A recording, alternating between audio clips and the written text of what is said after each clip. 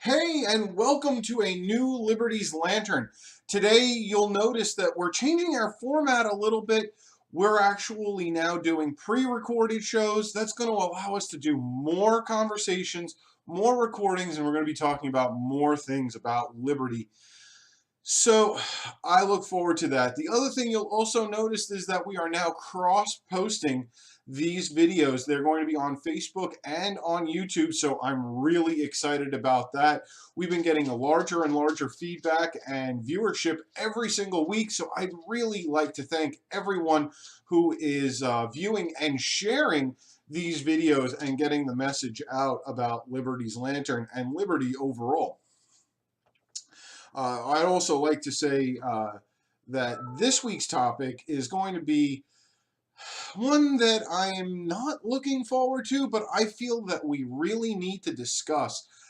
I don't like to discuss people or things that have happened here at Liberty's Lantern. We like to talk about what can happen, where we can take liberty, and not dwell too much on what has already been done, but build on it. This week, we're actually going to talk about Donald Trump and the meetings that he has had with foreign leaders, and can we start to get a more accurate picture of what his overall international policy is going to be over the next 4 years, because it's very important. People are throwing around a lot of terms like isolationist or imperialist. Uh, we're going to take a look into that. So let's get started and let's have a good conversation today.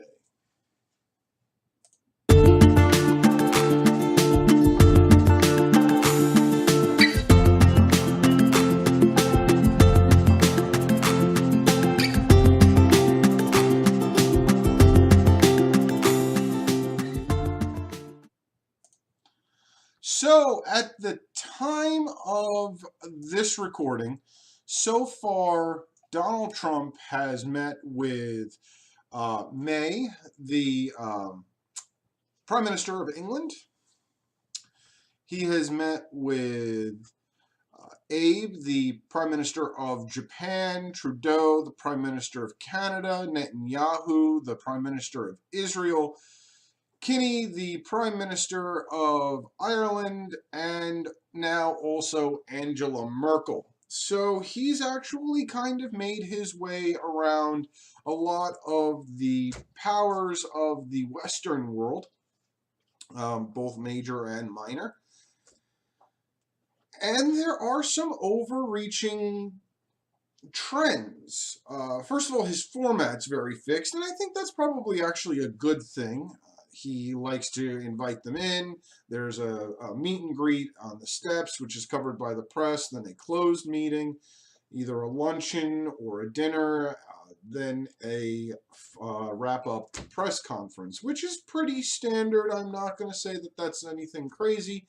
Of course, the Japanese Prime Minister, also being an avid golfer, got to spend some additional time with Donald Trump and actually got to go play a couple of rounds of golf. So that was great. Hey, they're world leaders. They need some downtime too. Arguably, people say he has too much downtime, but that's an argument for other people to have, and we're not going to talk about it here. So, the two things people are talking about a lot are isolationism, imperialism, or what? So let's define isolationism. According to Webster's, isolationism as a governmental policy is the policy or doctrine of isolating one's nation from the affairs of other nations by declining to enter into alliances, foreign economic commitments, international agreements, etc., seeking to devote the entire efforts of one's country to its own achievement and remain at peace by avoiding foreign entanglements and responsibilities. Yes, Donald Trump has done some of these things. Or has inclinated that he's going to head in some of these directions, i.e. the wall. I mean, the wall would be a great example of isolationism. Also, you have the entire discussion of, excuse me, of America First, which could become an isolationistic policy, but might not. We don't know where it's headed yet because we haven't even really gotten to see anything about what America First really means as far as an international policy is concerned. So there's a lot of questions about where this is going to head, what's going to happen with this.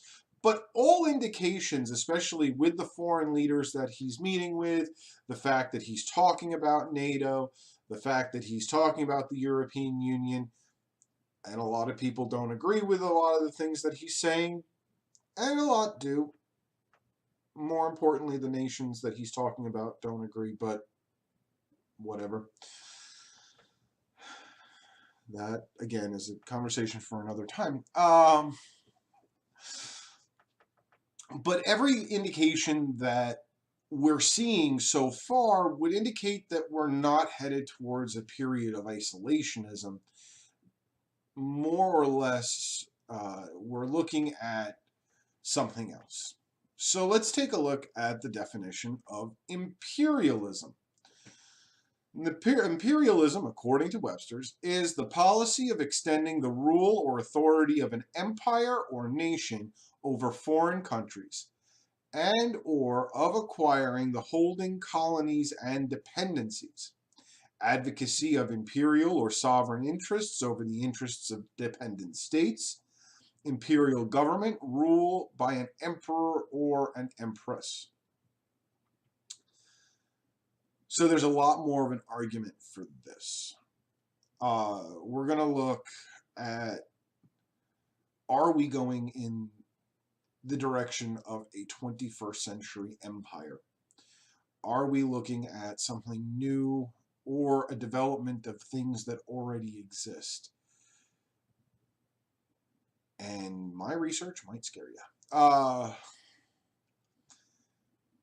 We are headed, in all intensive purposes, from what I can tell, into an imperialism. However, it's an imperialism we have never on this earth seen before. Yes, it's going to be driven by the government. However, it's more corporate based. It's a corporate imperialistic society where the United States will use corporations as tendrils and current existing alliances.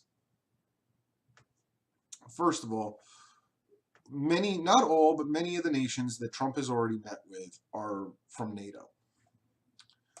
So I'm going to share my screen over here. So these are the percentages of the NATO budget that every single country is responsible for. And every single one of these countries is paying this amount. When you look at it, and these are only for the operating budgets, these are to maintain strategic command locations, these are personnel, this is all the day-to-day expense of actually running NATO. This is not the military. This is not the investment that's incurred. Nothing. This is just the percentages of breakout for running NATO, which all told is just around the level. Well, let's scroll down. The first part is the civil budget, and this is all of the building expenses, civilian staff, and you're looking at 234 million. The military budget. Military budget is a portion of 35 separate budgets that are all combined, and it's only a small portion, and that is 1.29 billion. We spend a lot more, but very little of these budgets are actually considered NATO based. And then there's the Security Investment Program, which comes out to be 655 million. Joint funding, which falls outside of these percentage breakouts, and then other funding as well. But it's those three numbers that you have to add up and then break out to these percentages right here. And that's the requirement, the financial requirement of NATO. And all of these nations are actually meeting these.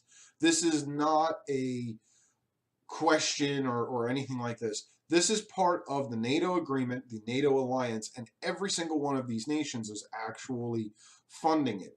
It comes out to be about $2.5 billion split up among 28 countries, all contributing to pay off that $2.5 billion.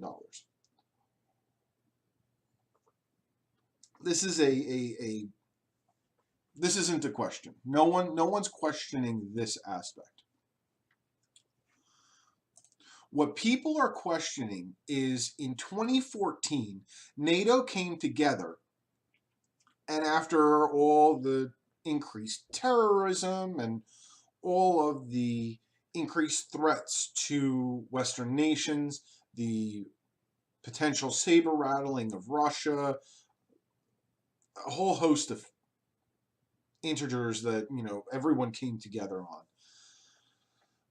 In 2014, it was an agreement that every single nation is going to start spending 2% of their GDP on their own military. No money was going to go to the United States, nothing. And in 2014, under President Obama, the agreement was that they had to get up to this 2% threshold within 10 years. They had a decade to slowly increase their own military budgets up to the 2% threshold for what would be considered NATO applied. NATO applied is anything that is solely for defense, not a exterior force power. So things that would actually qualify for this is Coast Guard, border patrols, stuff like that. Also, that would be included in this 2% would be anti-missile systems.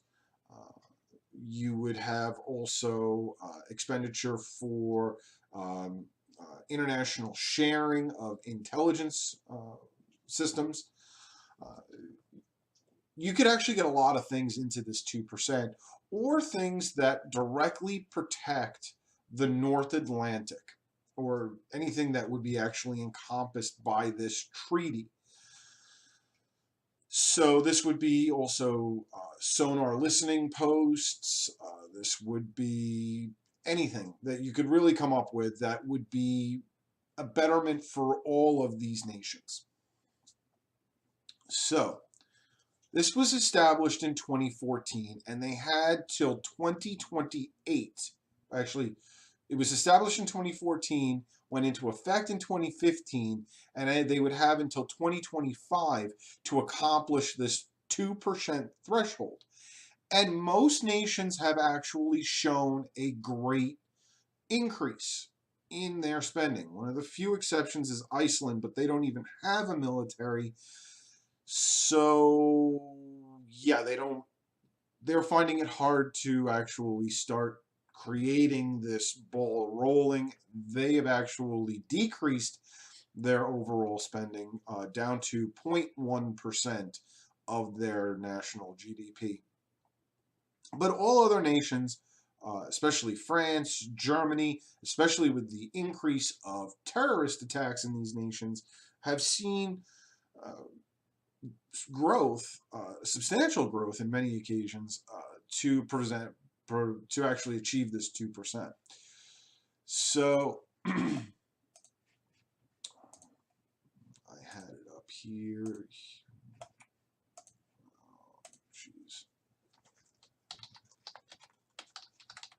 And I'm sorry, I had the screen up and I don't know where it went. Well, whatever. There are 5 nations that are actually spending the required 2% or more already. The United States leads the pack at 3 point something percent. There were 4 other countries that were in it. Here we go. Here's the graphic that I was looking for, and I'm sorry about that.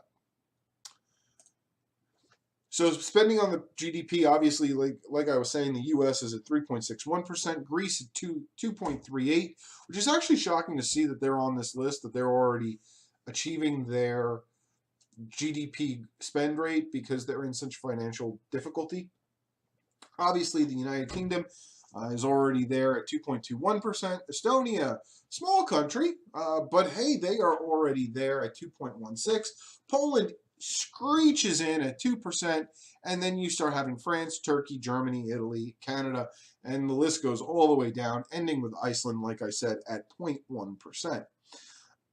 So the thing is, it's 2017. This went into effect in 2015. And for Trump to actually start making these countries beholden to this level after only 2 years when they were granted 10 years is kind of ludicrous, but I understand.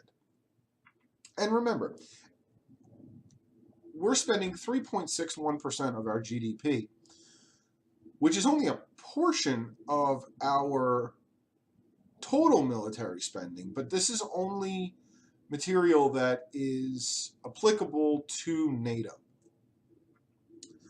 So we spend a lot more on military than this. And remember, this is also only for defensory spending. This is what that's actually equating to. The exterior projection abilities do not get calculated into this. This is merely a defensive or protectionary spending.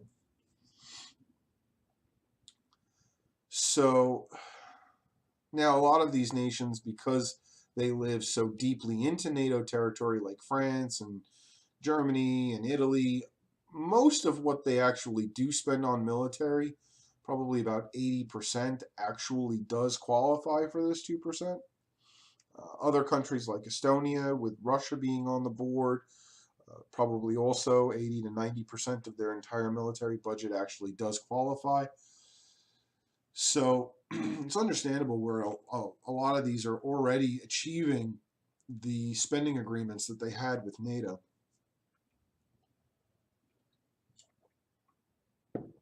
So,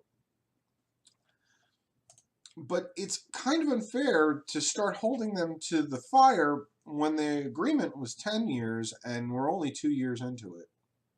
That's neither here nor there. NATO has never had an agreement in it, and you can go over and read the entire NATO Accord if you wish. I spent about an hour and a half, and I went through the entire thing. And I'll granted, I didn't read it to the point. I mean, the document and all the subsequent documents are rather long and circuitous, but going through them and spending almost 2 hours reading them, I couldn't find anything, and I mean anything, on national reimbursement. There are 14 pages on how taxation's going to work between receiving nations and sending nations, but there is no mention of remuneration for troops stationed. So the fact that Donald Trump is now starting to demand remuneration for the U.S. troops stationed abroad in these NATO member countries is, in effect, starting to apply American imperialistic tendencies. We are now starting to treat them as though they are puppet states instead of fellow sovereign nations. The generals over at NATO command, the U.S. generals in NATO command, are even backing up a lot of these non-U.S. nations in confirming that there is nothing in NATO that says that they are under any obligation to pay us for anything. It is solely in the best interest of the United States to have a free and democratic Europe. So that's why we're there. We're not there because we're trying to extort money from these people, but that's the end result of what's actually happening. Now, so we have imperialism through reinterpretation of existing treaties. We also have corporate imperialism, which is a new type of imperialism that I can't find anything on, but it's the best term that I can actually come up with. Whereas we have corporations that we are trying to control through tariffs and through taxation and all of these other different methodologies to bring jobs back to the United States, which is, I guess, a good thing, but not the right way to do it. We should actually create more conducive business environments in the United States, but hey, that's once again a topic for another time. But with all of these different tariffs to pay for the wall or to bring jobs home or whatever the tagline of the week is, we are using our corporations as power brokers. These corporations are all headquartered in the United States and are beholden to our laws, but have manufacturing or distribution systems throughout the world. We're now using these systems to make other countries beholden. If we have corporations, let's say one of the first corporations actually to move their manufacturing operations to China was Delta, not the airline, the faucet manufacturer. And if we all of a sudden take new corporate measures to start trying to force them to come to make their products back in the United States, which, by the way, we have not started doing. So I don't want anybody saying that, you know, we're already starting to do that. It would put China into a bad economic position. So we can now all of a sudden force China by having our corporations' manufacturing capabilities over there. We can force China to actually kind of play ball a little bit better, because now we're forcing their financial ability through our corporations to submit to our wills and ways. Hasn't been done. Could it happen? The writing is on the wall, but it hasn't started yet. And the reason that I say the writing's on the wall is because we're doing it to companies like Carrier, where we're putting pressure on them because they want to move their manufacturing plants to Mexico. And the reason they want to move their plants to Mexico is because they are working with refrigerants. And the EPA in this country is very restrictive on how to handle, store, and dispose of refrigerant materials, especially during the manufacturing process. So we're causing their business to be more expensive by protecting ourselves, which is a smart thing. I'm not going to say that it isn't. Should be done by their own will of corporation and not by government structure, but whatever. They're forced to actually relocate their manufacturing operations to Mexico, where they have far more relaxed restrictions and policies on the handling of refrigerant products. So now we're talking about imposing tariffs and all of these things on these companies. So now the manufacturing process being relocated to China, or to Mexico in this case, I'm sorry, misspoke there. is no longer financially feasible for them because they're going to be paying more in taxes and tariffs of importing their goods that they're being forced to manufacture outside of our country due to environmental regulation. So much so now they are spending millions of dollars on automating their plants to comply with EPA regulations, which are going to put thousands of Americans out of work anyway, because now factory robots are going to be replacing factory workers. Yeah. So the end result is actually still going to be the same. We're just forcing them to do it in a different way. And the cost of materials are still going to go up because we're not only forcing them to stay here, we're forcing them to retool and comply to new regulations. Some of which are, even by environmentalists or industry insiders, say that are excessive. And if an environmentalist says that it's excessive, it's probably excessive. But hey, that's not for me to say. These are people at the EPA who are dictating this. Again, a topic for another time. You start putting that all together, and now you are taking away the economic power of Mexico through U.S. corporations. So it's actually kind of a shared GDP aspect, whereas the actual manufacturing process improves the GDP of Mexico, while as the retail or the actual selling of the final goods helps the U.S. economy, even though it wasn't manufactured in the U.S., but the final good is then still added to the GDP of the United States because it's a U.S. corporation, even though it was manufactured outside of the United States. So, global economics, what can I say? So you're actually hurting not only the Mexican economy, but you're also hurting the U.S. economy because you're taking away profit margin,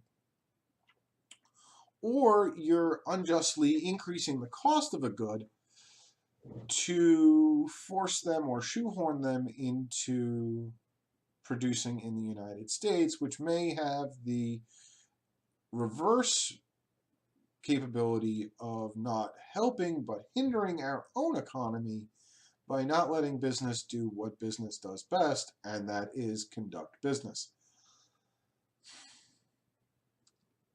It's tough. It's really tough. Imperialism has proven through time and memoriam to not work in the long run. And in such a fast-paced world that we live in today, once we start down a certain path, we may not be able to change tracks before it is too late. The Roman Empire, which failed because it was too large for a centralized government, took almost 1,000 years to fall. The British Empire, which failed because it was so decentralized that the remote governments started to demand their own independence, failed in 350 years. The U.S. arguably has been set upon this path of corporate and governmental imperialism now for the last 80 years. And if we have the sharp uptake in imperialistic policy that we are seeing, the writing on the wall with the Trump administration, we may not last much longer. We are a nation based on liberty. We are a nation based on law. Every single one of our predecessors in empire have started the same way, but dramatically fell through corruption, through inability. And to think that we would be any different, to think that we would be the exception to the rule, is the most egocentric thing that we as a nation could ever do. We must stand on the shoulders of giants to see the horizon. We cannot be the giant ourselves, or we will never see the light of day, or the light of dawn. Sorry, I'm misquoting here. And that's all I have to say about that. I hope that I've given you some great ideas and maybe different directions to research some stuff in. I hope that I've given you some food for thought. Once again, like always, I do not have all of my opinions are not the opinions of the Libertarian Party. In fact, actually, my own opinions may not even be my own opinions sometimes. No, I'm kidding. They are. No, it's concerning. I only pose one possible solution, or just the enlightenment of the problem. I may not be intelligent enough to actually pose any solutions. But if you know the problem, you might come up with something. And that's what I'm kind of hoping for on this one, because I don't know if there is a good solution. I hope that you've enjoyed this, and I hope to be talking to you again soon, and hopefully on happier topics.